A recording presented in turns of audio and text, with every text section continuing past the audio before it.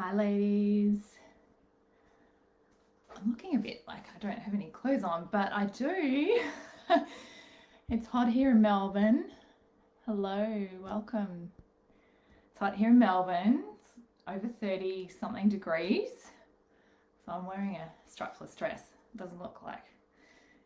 Anyway, I'm really excited to be here with you tonight. I know it's a Australia Day long weekend, and if you are able to tune in, that's fantastic. You might be taking a break from the beach or getting ready for kids getting back at school. And if not, if you're watching back, thank you for being here.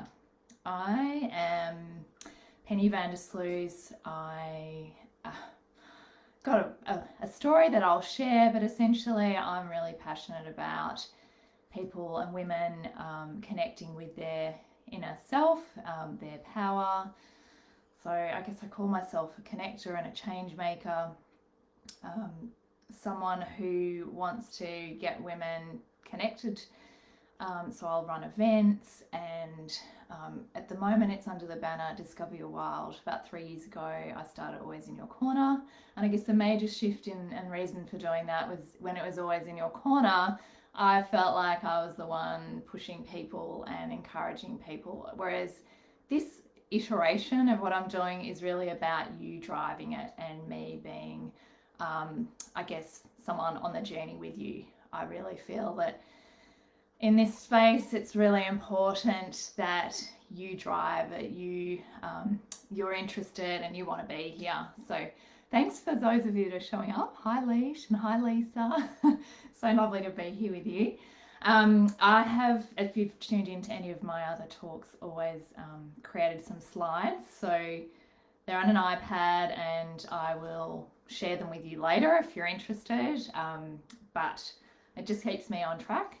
This isn't a talk that I've done before, so really it's an opportunity for me to share some of what I've been doing and encourage you and give you some little suggestions about how you might discover your wild. And what the hell is discovering your wild?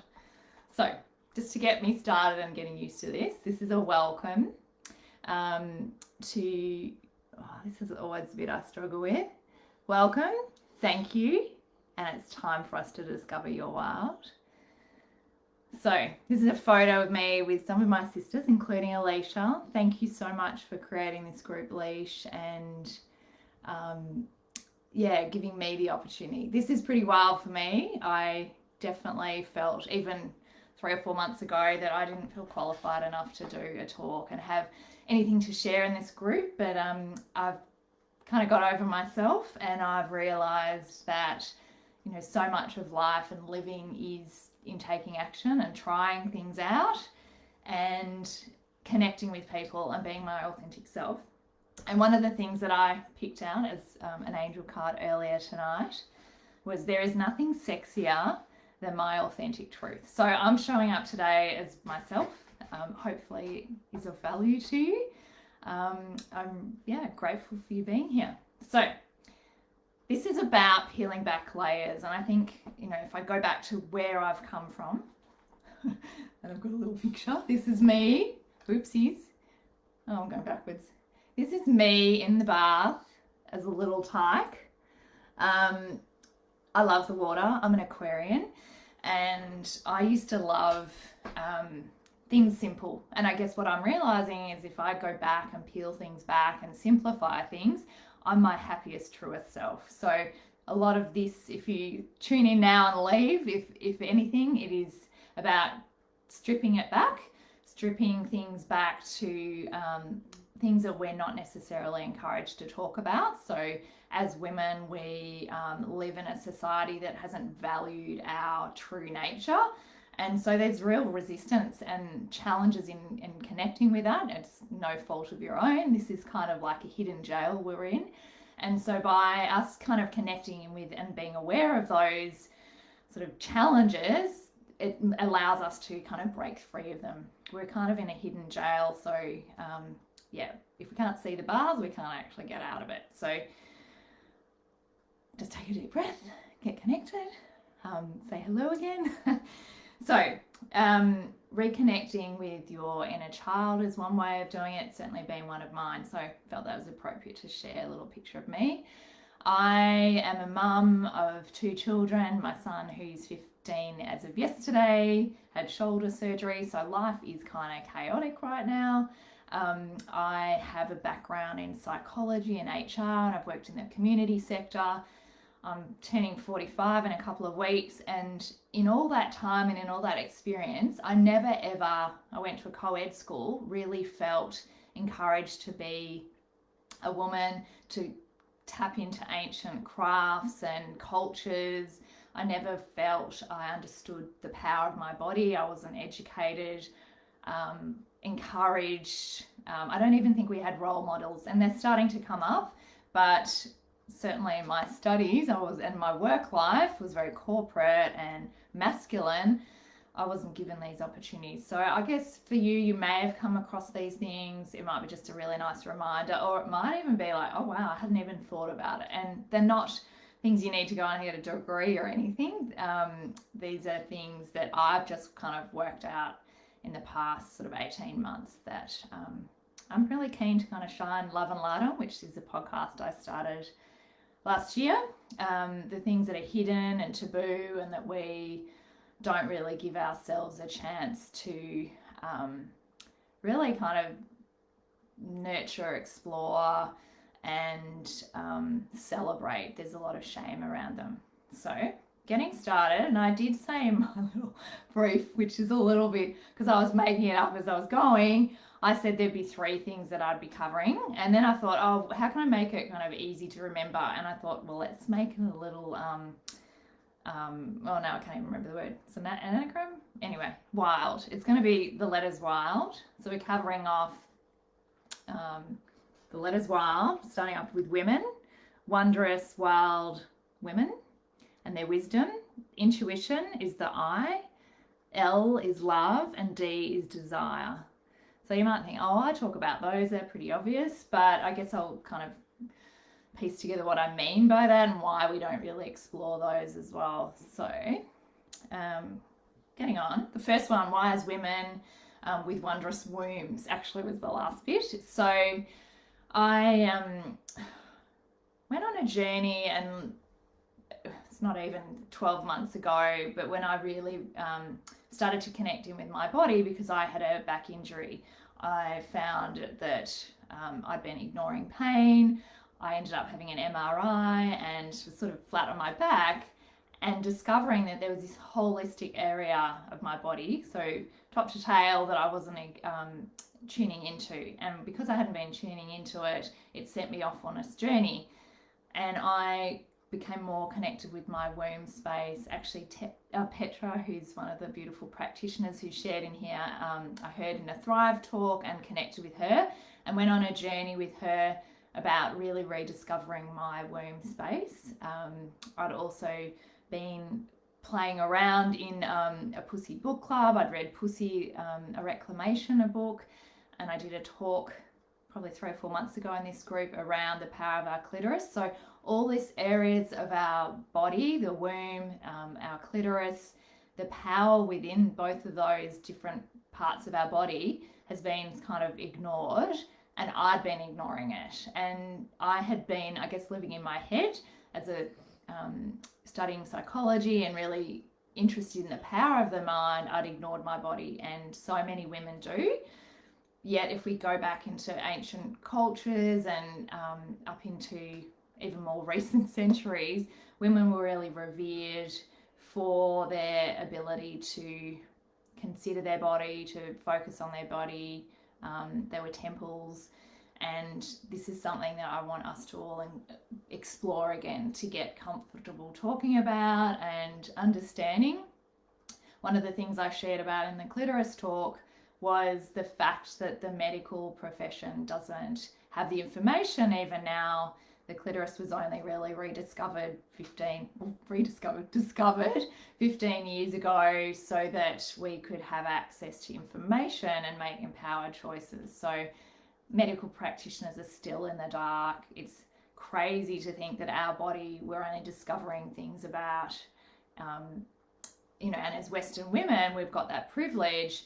yet globally women don't have this information. And yet there's so much we know about men and men's bodies and science, and crazy amounts of money go into research all the time, yet not for our bodies. And in the talk that I did around the period and the power of the period, I shared how it was really interesting that in the last 1 or 2 years it's been discovered that our body has, and our menstrual blood has, stem cells in it. And I know when my children were born how much effort was into preserving the umbilical cord blood because that had stem cells in it. Yet as women, we're throwing that blood away monthly, and this is only something someone's discovered recently.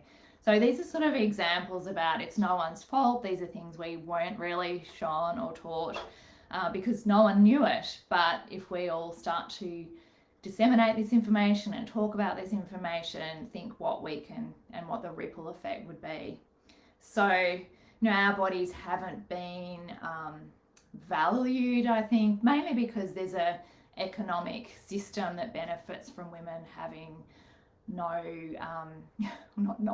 diminished confidence and belief in their bodies and judgment around their bodies, and there's diet industries and fashion industries and medical industries and pharmaceutical industries and all sorts of things that are benefiting from women not having confidence in their bodies. So I guess this is a little reminder for us to know that our bodies are incredible, they're amazing. Get interested in those aspects of our bodies and the messages that our bodies are sending us, like I started to do when I had an injury, but if you can do it well before that, listen to what pain is telling you, understand what your period is doing if you've got one, and if you don't, understand that we live in a cyclic body. Natural discovery, the wild that I'm trying to encourage you to tap into is that we as humans are an animal. We're part of the natural system, including the lunar system, the life cycle. Everything is cyclic, yet we're living in a world that's very linear and encouraging us to kind of turn on every day, do the same things, have the same amount of energy, rather than respectfully realizing that there are times when we need to retreat and replenish, and then there are times when it's best for our body and best for our energy to go out and flourish and show and be expansive. So if you haven't checked out my other 2 talks, they might be helpful and useful. So as far as, we're encouraging you as women to get involved and interested in what the wisdom of our body is and what the wisdom of ancient knowledge. Unfortunately, we were persecuted as witches. So much of that knowledge might have, and fear has come from sharing that knowledge. But if you can get, involved in sort of sister circles or heaps of different ways, and if you're interested, let me know and I can send you some information, or I'm sharing and blogging about that as well. So plugging into your power of your period and clitoris is a really great place to start. Learning from women, so heaps of women online are sharing so much incredible information for free and have incredible courses. That's an opportunity, and just take it and immerse yourself in it. And then the other one's moving your body. So like I mentioned, I was in my head for so long. If we can drop into our body, and that allows us to really feel and understand our body. So with an embodiment practice of some kind, a movement practice, if you're not already doing something like yoga or Pilates or a dance class, there's belly dancing or Koya. So many great practitioners have shared their talents in this group to really start to listen and understand your body is another great place to start. So as part of the next section I wanted to share was for you to tune in to your intuition.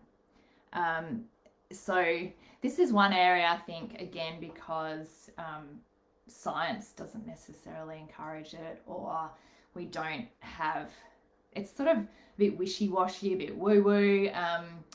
People kind of don't really have this opportunity to value it. We're always sort of second guessing ourselves, particularly when it comes to something we enjoy or love. It's like, is that the best thing for me? And we'll defer to other people. That's been the way, I think, for women, you know, to encourage each other to get advice from people. Our systems are in place, so the best way to get a job or the best way to advance a career is already established, so you kind of have to follow away rather than looking internally and trusting ourselves and understanding that we are unique and what's best for us is completely different to someone else. So seeking advice from someone else may not actually be what's best for us anyway. So I guess the I is also intuition and individuality. So what you love is something to be valued and revered and appreciated, and touching again on the body, your body knows. So how you can read your intuition, there's lots of different ways, but I mean, part of it is just getting a sense, like you can get a feeling from so much, I don't know, like the way the hairs on the back of your arms might stand up, or a gut feeling. Lots of people will talk about a gut feeling. You just know. There's so much. Alicia shares so beautifully around energy. So really tuning into the energetic sort of experience that you have around people can give you a sense of what is it intuitively you feel. For me, in the last 18 months, it has given me, I guess, courage to follow my intuition is one thing, but it's amazing what will show up when I don't think about it. It's not about thinking. If you're thinking, you're actually going beyond and into those established, learned ways of doing things, which is what that structure I was talking about, that jail-like kind of way that women have been limited. Whereas if we go to our intuitive and our internal guidance, that's where we can really go back to that kind of animal nature that we have. If you watch a National Geographic show, you'll always see that animals are really still. They'll notice what their surroundings are doing and what's best for them. And so that's the other thing I wanted to say, for you to observe and record your body. Observe and record what's working for it. It might be in a diary. It could be just tuning in through meditation or a stillness practice, walking on your own without an earpods in or anything like that, so you can notice what feels good for you. And then the other way that I've found has been really helpful is reflecting on my childhood. What did I really love as a child? What they were the things before someone told me, or I learned that was good or bad, or I should be doing that. So when you were a child, you would have had those kind of things that just lit you up, or you felt unashamed to share with people. So they're little clues. There's a great book which I might share if you're interested, which I heard the author talking with Oprah Winfrey, and she was talking about how we can go on a kind of archaeological dig of our life to really uncover what it is that we're passionate about. So that can be sometimes a question like, what am I doing? What am I passionate about?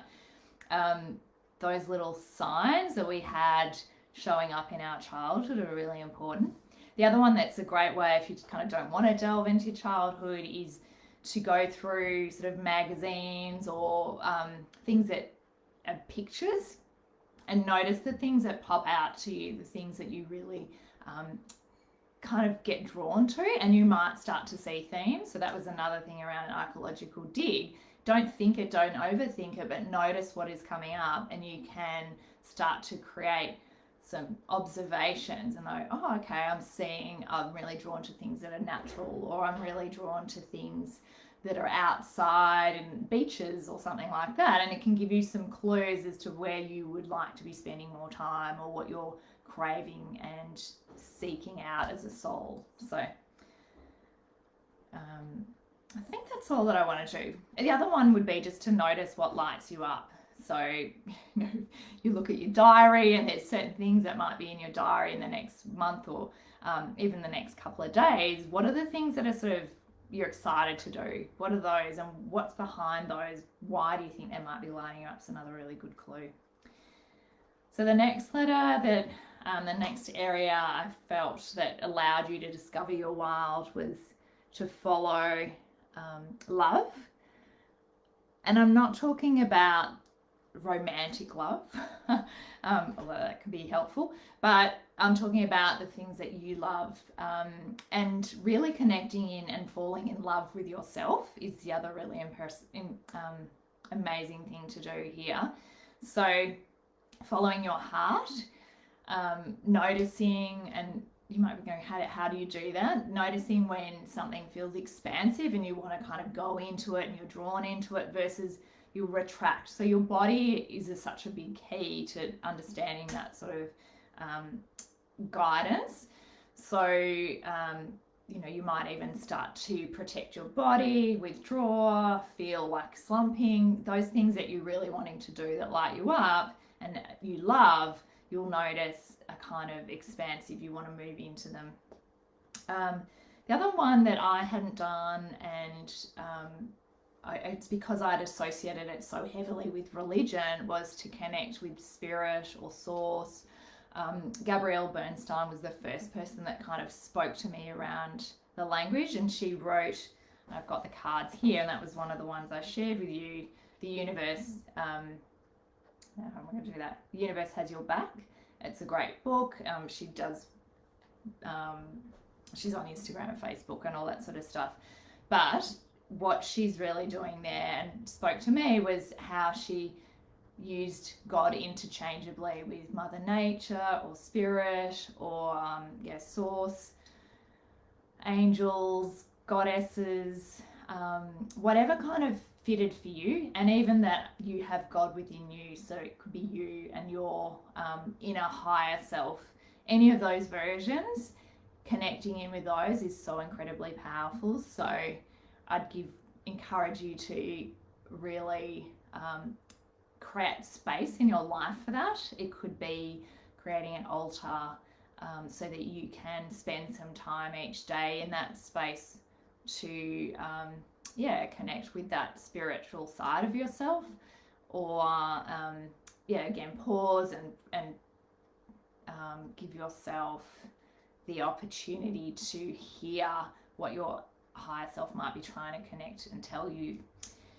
The other one, which Alicia also shares about, is your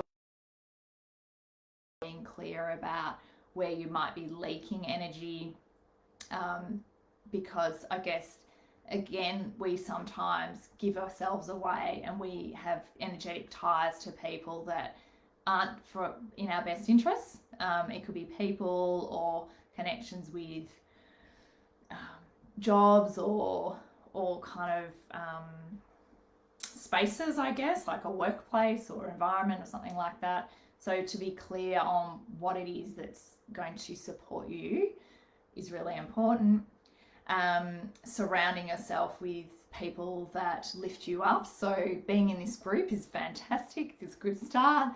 I found that in the last sort of 18 months, I'm drawn to just making choices around being people that there's no gossip, there's only interest in how we can support each other, how we can grow and learn and enjoy our lives, as opposed to kind of workshopping things or going back to our past all the time. So that's another really good way of doing it, is just making choices, and you can say yes and no, being really empowered to use yes and no, and feel that that's your entitlement to love yourself and choose things that will support you. You could also meditate and journal. That's another way of kind of really getting clear on what is it that you love, and allowing that kind of free flow of information to come to you.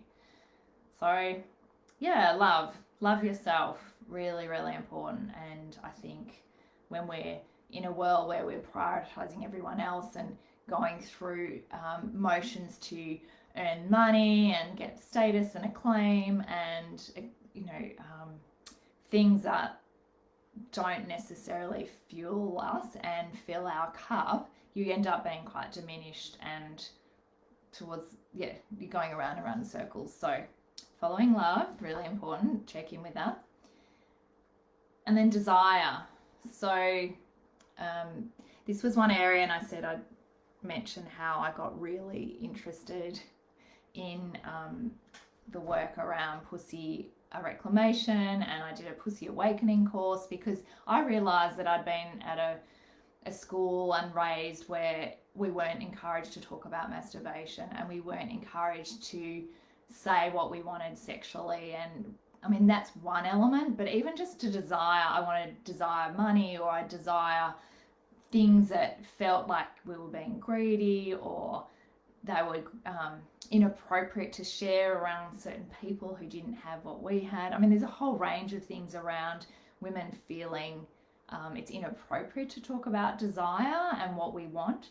So this is an area, I think it goes back to noticing again our body, what it wants, what it needs, and speaking to it, and then allowing other people in our lives to see and witness us doing that.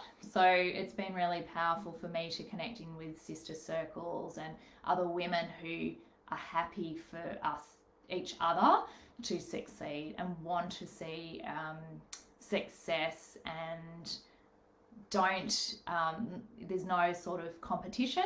There's a real feeling that there's an abundance that the universe has for us, and it's not about either or, achieving or receiving. It's about everyone can, and let's all lift each other higher.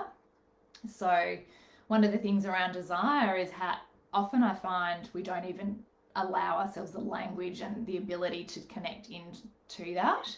So some examples of how you could do that is, again, surrounding yourself with people that will allow you to that and encourage you to do that. But it could also be journaling, writing down what it is that you want to desire, and noticing what might come up that might be challenging in doing that, and practicing it. Like anything, we haven't been given ourselves the opportunity to practice. It will feel a bit strange. But by desiring, we're starting to put our focus on it. We're noticing how much we are the creator of our own life. The world we live in is us coming to the world, not the world coming at us. We're the creators. So this is a great opportunity to say what we desire and explore that, and give yourself the chance to do that. Prioritizing pleasure. So I think in our day, we often as mums put our children's interests first, or other people that have a priority for whatever reason. It might be elderly relatives, or a husband, or a boss, or any of those sorts of things. We feel that we don't, once all that's been ticked off, we can put ourselves and give ourselves the next opportunity.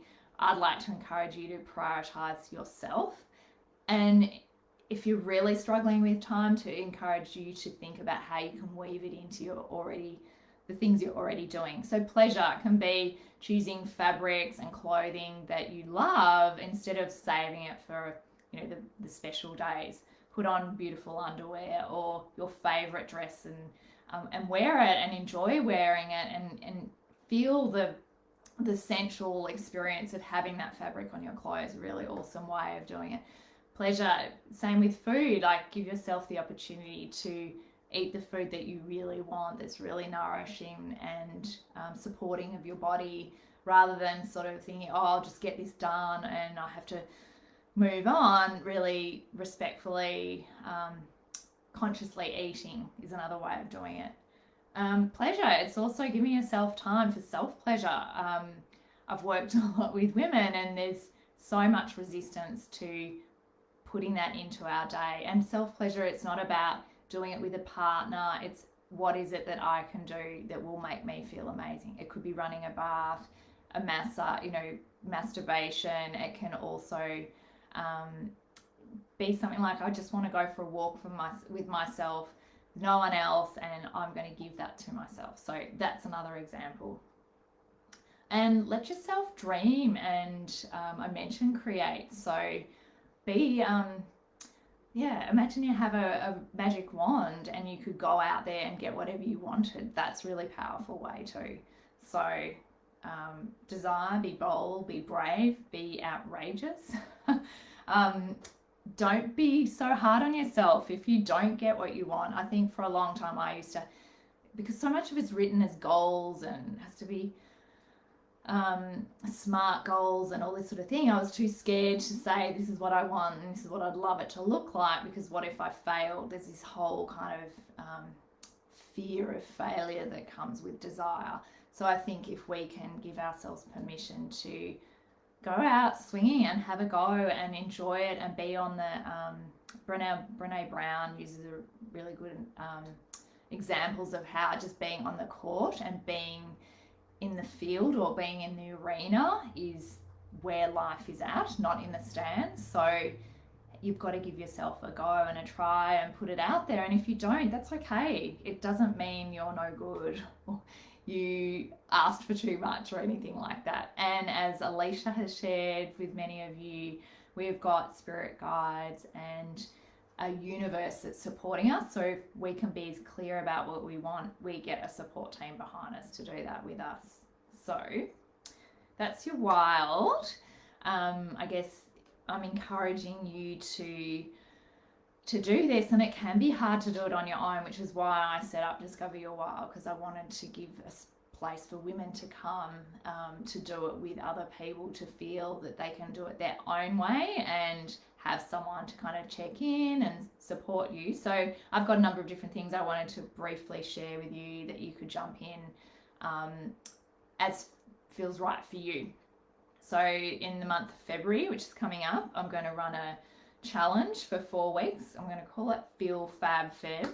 Sort of like a, fuck yeah, let's just do it. Let's just make everything fresh. And the start of the year, sometimes this whole first month can be busy with holidays and I should be doing things because it's the start of the new year. Whereas I think when we come into February, certainly in the southern hemisphere, it's warm and things change again with children going back to school and stuff like that. So time for us to focus in on ourselves. It's also my birthday month, so I thought it'd be a bit of fun.